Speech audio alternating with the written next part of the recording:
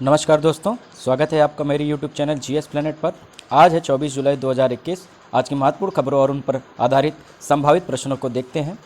सबसे पहला प्रश्न है, अक्टूबर माह में प्रस्तावित G20 के पर्यावरण मंत्रियों की सालाना बैठक किस देश में होगी?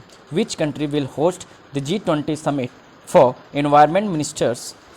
सपोज्ड, यहाँ प्रपोज्ड होगा, सपोज नहीं, ठीक है, प्रपोज्ड इन या सपोज टू बी हो सकता है, suppose to be October month. Britain, France, Italy या ऑस्ट्रिया। मतलब कहने का मतलब है G20 की मिनिस्टर लेवल की बैठक होगी और उस मिनिस्टर लेवल बैठक में कौन भाग लेंगे? इन्वायरमेंट मिनिस्टर भाग लेंगे। ठीक है, इन्वायरमेंट मिनिस्टर सभी देशों के आएंगे, मिल बैठकर चर्चा करेंगे कि भैया आगे की रणनीति पर्यावरण को संतुलित रखने के लिए क्या होनी चाहिए। तो देखिए ये बैठक कहाँ होने वाली है? इटली में होने वाली है। कहाँ बैठक होने वाली है? इटली में। उससे पहले आप लोग समझ लेते हैं कि G20 क्या है। G20 जिसे ग्रुप ऑफ 20 देश भी कहा जाता है। ये कौन से देश होते हैं बच्चा? ये दुनिया के जो उभरती अर्थव्यवस्थाएं, जितनी भी दुनिया की 20 उभरती अर्थव्यवस्था हैं, इमर्जिंग इकोनॉमीज़ हैं, उनका ये समूह है। ठीक है, इसमें कुल 19 देश हैं प्लस एक क्या है? European union. समझ में आ रहा है? यूरोपियन यूनियन जिसमें लगभग 27 देश हैं, उनको मिलाकर 27 देशों का एक समूह है यूरोपियन यूनियन प्लस 19। ये 20 अर्थव्यवस्था दुनिया की उभरती हुई अर्थव्यवस्थाएं हैं और इन्हीं का ग्रुप बनाया गया है क्या? G20। कह सकते हैं दुनिया के सबसे 20 मजबूत देश हैं। ठीक है, और इनकी क्या होती है? मिनिस्ट्रियल लेवल की बैठक सालाना होती रहती है। कभी वित्त मंत्रियों की बैठक होती है, कभी RBI के गवर्नर की बैठक होती है, कभी जो है ट्रेड मिनिस्टर यानी व्यापार मंत्रियों की बैठक होती है, तो कभी प्राइम मिनिस्टर्स की होती है। समझ में आ रहा है? तो इस बार जो इटली में प्रस्तावित है, एक मिनट थोड़ा सा, तो इंडिया न्यूज़ है कि India to take part in environment ministers meet at G20 summit. ठीक है, तो G20 में 20 देश होंगे, तो भारत भी इसमें शामिल है। तो भारत की तरफ से कौन पार्टिसिपेट करेगा? भारत के जो पर्यावरण मंत्री है, पर्यावरण मंत्री कौन है? Union minister Bhupender Yadav. भूपेंद्र यादव, इससे पहले प्रकाश जावड़ेकर जी थे, उनके स्थान पर भूपेंद्र यादव जी इन्वायरमेंट मिनिस्टर हो गए हैं। तो वो इसमें 16वीं जो समिट है इसमें भाग लेंगे। समझ में आ रहा है? क्लियर है? समझ में आया? तो दो क्वेश्चन बन सकता है, पर्यावरण मंत्री के बारे में पूछा जा सकता है। दूसरा, G20 के पर्यावरण मंत्रियों के सम्मेलन में कौन भाग लेगा? कौन भाग लेगा? समझ में आ गया? और कहाँ ये होगा? इटली में होगा। कहाँ होगा? इटली में। दिख रहा है यहाँ पर, ठीक है, इटली में होगा। क्लियर? इसका थीम क्या है इस बार का? People, planet and prosperity. People का मतलब लोग, प्लैनेट का मतलब होता है ग्रह, और प्रॉस्पेरिटी मतलब समृद्धि। लोग, ग्रह, लोगों के साथ साथ इस पूरे ग्रह की समृद्धि कैसे जो है इंश्योर की जाए, इसी को लेकर ये बैठक होगी। ठीक है, आगे देखते हैं। हाँ, इटली के बारे में थोड़ा देख लेते हैं। इटली ये आपको दिख रहा है, ये यूरोप की एक महत्वपूर्ण देश है। ठीक है, इसका कैपिटल क्या है? रोम। इटली से रिलेटेड एक और क्वेश्चन अभी हाल ही में बना था कि यूरो 2020 का जो फाइनल हुआ था, उस इटली ने इंग्लैंड को हराकर जीता था।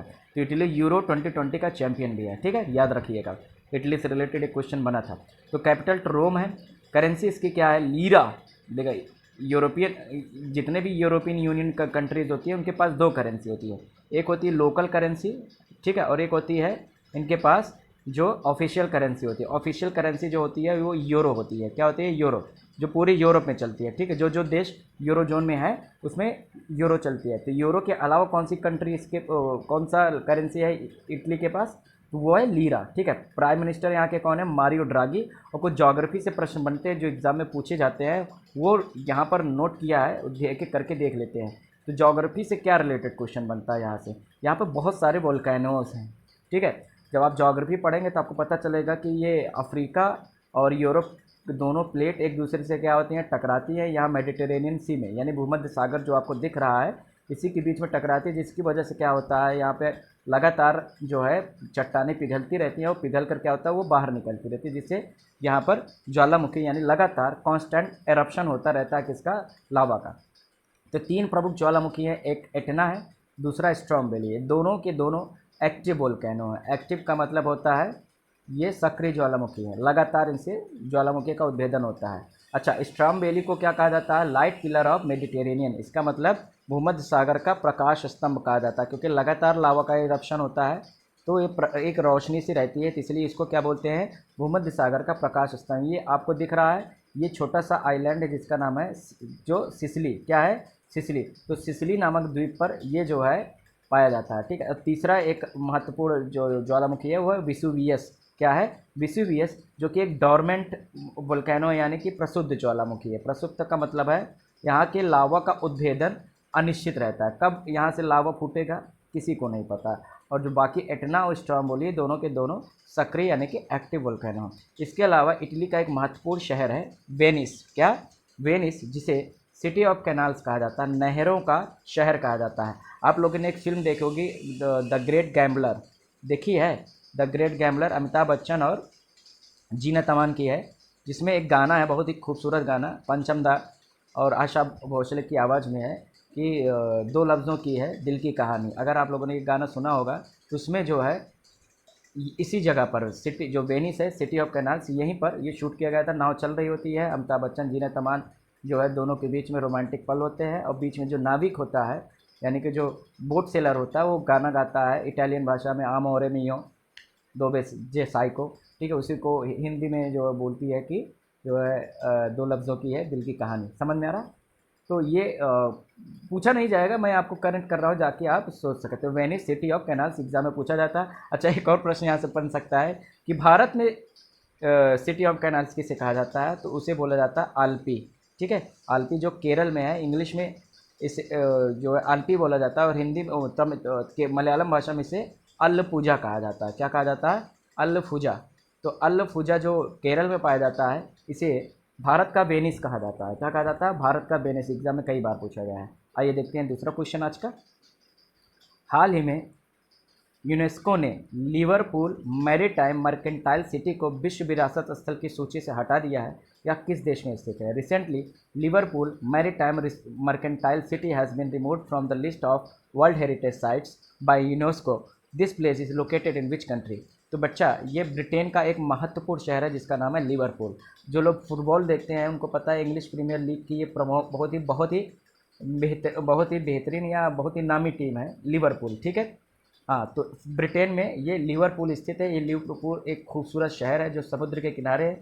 वहाँ पर एक प्राचीन मर्केंटाइल सिटी है। प्राचीन मर्केंटाइल सिटी का मतलब होता है कि व्यापारिक शहर है और जो कि मैरीटाइम है। मैरीटाइम मतलब सागर के किनारे बसा एक बेहतरीन प्राचीन काल का शहर है जिसे सजो के रखा गया है। इसे विश्व विरासत स्थल में शामिल किया गया है। इसे यूनेस्को ने क्या कर दिया, विश्व विरासत सूची से हटा दिया। क्यों? क्योंकि यहाँ पर क्या किया जाता है, इसकी जो प्राचीनता है उसको नष्ट किया जा रहा है और यहाँ पर ओवर डेवलपमेंट किया जा रहा है। समझ में आ रहा है? ज़रूरत से ज़्यादा विकास किया जा रहा है। यहाँ तक कि यहाँ पर फुटबॉल स्टेडियम वगैरह भी बनाए जा रहे हैं जिसकी परमिशन यहाँ पर नहीं थी यूनेस्को ने। चूँकि ये सरकार, वहाँ की सरकार ने रेवेन्यू के लिए ऐसा किया तो यूनेस्को ने क्या किया, विश्व विरासत सूची से इसे हटा दिया। ध्यान दीजिएगा, किसी भी स्थल को उसकी ऐतिहासिकता या उसकी सांस्कृतिक जो गौरवशाली इतिहास है उसको लेकर अगर ऐसा कोई पॉइंट बनता है तो यूनेस्को उसे विश्व विरासत स्थल में शामिल करती है। पूरी दुनिया में सबसे ज़्यादा विश्व विरासत स्थल किस देश में है? इटली में है। कहाँ पर है? इटली में सबसे ज़्यादा है, ठीक है। भारत में लगभग कितने हैं? भारत में 40 के आसपास हैं, ठीक है। एक बार देख लेना, आई थिंक 42 हो चुके हैं, ठीक है। लेटेस्ट डेटा एक बार देख लीजिएगा, ठीक है। भारत में कुल कितने हैं? 40 के आसपास हैं। तो थोड़ा सा ब्रिटेन के बारे में देख लेते हैं। अभी इटली देखा था, अब देख लेते हैं। तो देखो यहाँ पर आपको दिख रहा है ये यूनाइटेड किंगडम है। यूनाइटेड किंगडम एक्चुअल में 4 देशों का समूह है। यूनाइटेड किंगडम, किंगडम का मतलब होता है साम्राज्य। 4 साम्राज्यों को मिलाकर यूके बोला गया था, जिसमें इंग्लैंड है यानी ब्रिटेन, वेल्स, स्कॉटलैंड या नॉर्दर्न आयरलैंड। ये 4 देश मिलकर क्या बनाते हैं? आपका यूके बनाते हैं। थोड़ा सा और इसको जो है और जूम कर लेते हैं। देखिए ये आपका इंग्लैंड है, ठीक है। ये पूरा का पूरा यहाँ तक लग इंग्लैंड है। ये आपका कौन सा देश है? यहाँ पे स्कॉटलैंड है और यहाँ थोड़ा बहुत क्या है, वेल्स है, और ये क्या है आपका नॉर्दर्न आयरलैंड। तो 4 देश, हो सकता है लोकेशन थोड़ा बहुत ऊपर नीचे हुआ हो, उसको माइंड मत करिएगा, लेकिन ये 4 देशों मिलकर ये यूके बनाता है, जिसमें इंग्लैंड प्रमुख देश है, ठीक है।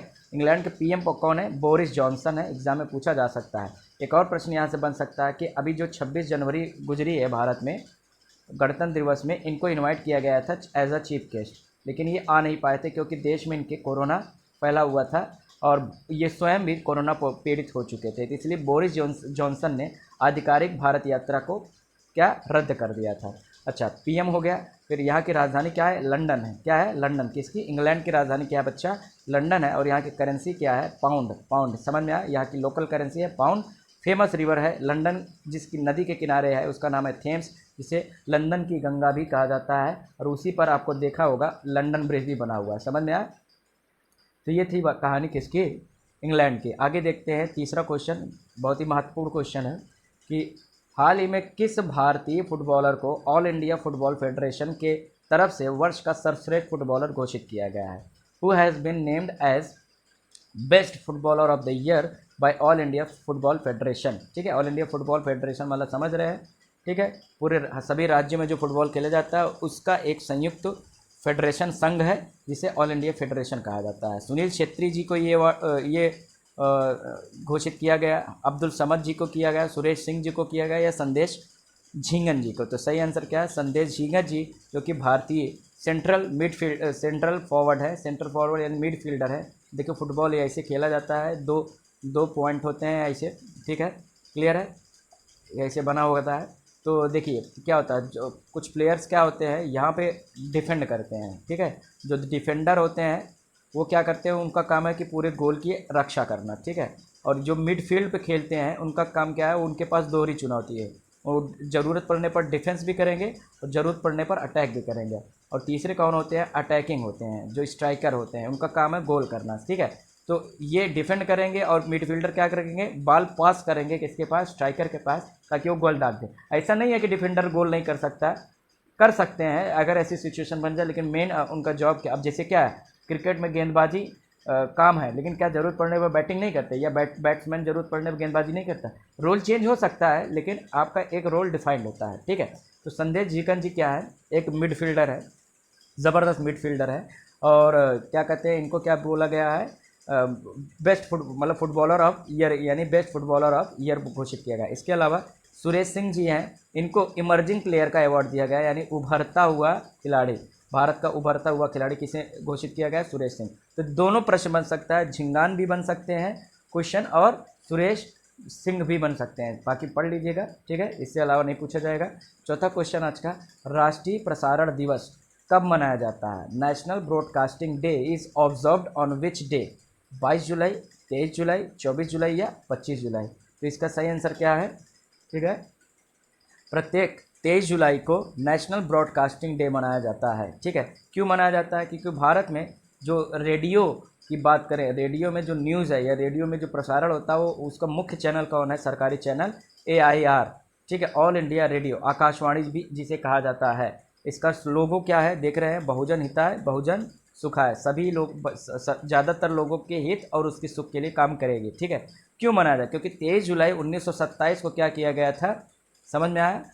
ऑल इंडिया रेडियो की स्थापना की गई थी। समझ में आ रहा है? ऑल इंडिया रेडियो की स्थापना कब की गई थी? 23 जुलाई 1987 को। ठीक है, भारतीय प्रसारण दिवस इसीलिए जो है, अच्छा ये तब बॉम्बे स्टेशन से संचालित होती, बाद में इसे दिल्ली शिफ्ट कर दिया गया। ठीक है, इसलिए एग्जाम में पूछा जा सकता है। ठीक है, आगे देखते हैं 15वां क्वेश्चन आज का, पल्लेकु पट्टाभिषेकम नामक पुस्तक किसने लिखी है? Who has authored the book Palleku Pattabhishekam? नाम लेना बड़ा मुश्किल है, लेकिन नाम आपको याद करना पड़ेगा।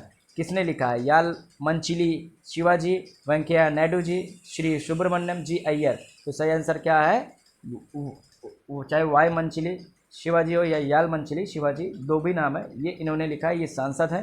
ठीक है, vice president religious book Palleku Pattabhishekam on rural India and agriculture. देखिए जो ये सांसद हैं फॉर्मर MP हैं। ठीक है, पुराने सांसद हैं, भूतपूर्व सांसद यल्लामचिल्ली शिवाजी, इन्होंने क्या लिखा है? पल्लेकु पट्टाभिषेकम नामक पुस्तक लिखा है। ठीक है, इसमें क्या है, सीधे सीधे क्या हुआ है, ग्रामीण विकास का मॉडल इन्होंने दिया है कि कैसे किसी भी गांव का विकास हो सकता है। और ग्रामीण विकास में सबसे ज़्यादा योगदान किसका होता है? एग्रीकल्चर का, क्योंकि जो ये प्राइमरी सेक्टर होता है यानी प्राथमिक क्षेत्र होता है, वो किसी भी गांव की पहचान होती है। गांव में ज़्यादातर प्राथमिक क्षेत्र यानी कृषि से संबंधित कार्य होते हैं। तो कैसे एग्रीकल्चर को बढ़ावा दिया जाए, कैसे वहाँ पे मार्केटिंग स्ट्रेटेजी को प्रमोट किया जाए, कैसे जो वहाँ पे किसान किसान है उनकी आमदनी को बढ़ाया जाए, इसको लेकर उन्होंने पुस्तक लिखी है। और इसका जो लॉन्च किया है इस पुस्तक को किसने किया है, वाइस प्रेसिडेंट ने किया है। इसीलिए ये पुस्तक की अहमियत बढ़ जाती है, एग्जाम में पूछा जा सकता है। वाइस प्रेसिडेंट कौन है इस समय, वेंकैया नायडू जी। और वाइस प्रेसिडेंट का एक और काम क्या होता है, राज्यसभा की कार्यवाहियों का वो क्या करता है, संचालन करता है। समझ में, राज्यसभा का के कार्यवाहियों का संचालन करता है कि lead the proceeding of Rajya Sabha. Rajya Sabha जो कि संसद का दूसरा एवं अपर सदन है, उच्च सदन है। यहाँ पे 250 अधिकतम सांसद हो सकते हैं, लेकिन वर्तमान में 245 सांसद हैं। सबसे ज़्यादा सांसद उत्तर प्रदेश में है, 31। ठीक बा। हाँ, तो मित्रों जो है 5 क्वेश्चन हो गए, होपफुली समझ में आया होगा। कहीं कोई डाउट हो तो निश्चित तौर पर बताइएगा। और आपको पीडीएफ हमेशा की तरह कहाँ मिल जाएगा, कहाँ मिलेगा, हे बताओ कहाँ मिलेगा। हाँ, कहाँ मिलेगा, डिस्क्रिप्शन में मैं आपको लिंक दे दूंगा, वहाँ से डाउनलोड कर लीजिएगा, पढ़ लीजिएगा 2-3 बार। आज के लिए इतना ही, थैंक यू ऑल।